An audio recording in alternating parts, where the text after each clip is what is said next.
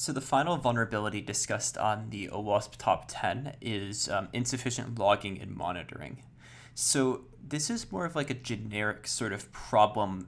It's not really a vulnerability per se, but it's something that helps to make security issues worse because you have no way of actually detecting that they've happened. So for this, I figured that we'd just take a look at the OWASP page on this to discuss a little bit about essentially what this means and what you should be doing to proactively or reactively catch problems when they happen.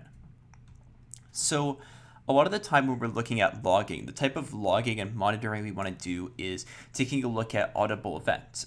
Things like logins, login failures, a lot of things like access control issues, accessing admin pages, accessing highly privileged pages. We want to take a look at these sort of things. A very common sort of thing that a lot of companies might look at, for instance, is if someone logs in with a different IP than they usually do, they might send a notification to that user, especially if like the person is in North America, for instance, and you see a login from Australia, maybe.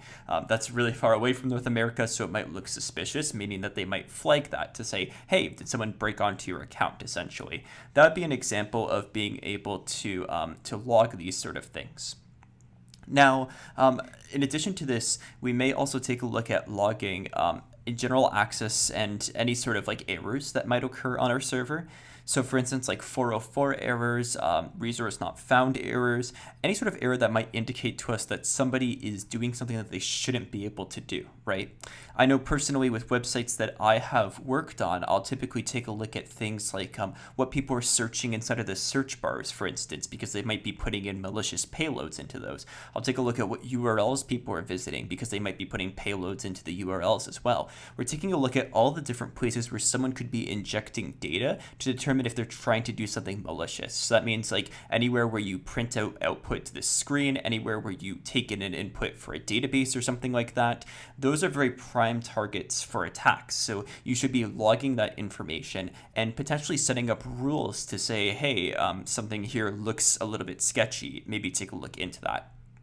So for me, logging sort of goes into sort of a few different pieces. So the first piece is having active monitoring and logging. And the way that you can do that is through like database logs. You can do that through firewalls. You can do that through like intrusion detection systems, intrusion prevention systems. Those are all great. And then you also need the human aspect of this. So you need people to actually respond to those problems. You need somebody to take a look at them and say, hey, this doesn't look legitimate, or, to determine whether or not they should take action on those actual attacks, right? So that's the sort of idea behind what we're doing here. So something that falls into this is the idea of like security incident responses. If you have like a team of people who are dedicated to security response, they can take a look at any sort of problems that might occur on the server, anyone who reports in any sort of problems, anything that's detected like before a product goes to market, for instance, and they can be sitting on those lines to be able to respond to any security events that may occur. So not only are preventing security events important, but also detecting any potential security events is very important as well.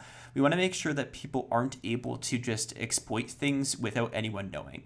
We need to ensure that we can see any attempts of attacks, any successful attacks, and we need to make sure that we notify people if a successful attack has occurred. So that'd be the idea of logging and auditing. We just want to make sure that we're logging the things that are happening on our server, keeping track of that information, and alerting the proper people when that is actually required. So from this, you essentially get the general idea of this. You just want to make sure that you have logs and that you're monitoring them, and just make sure that people aren't able to do things without you knowing about it.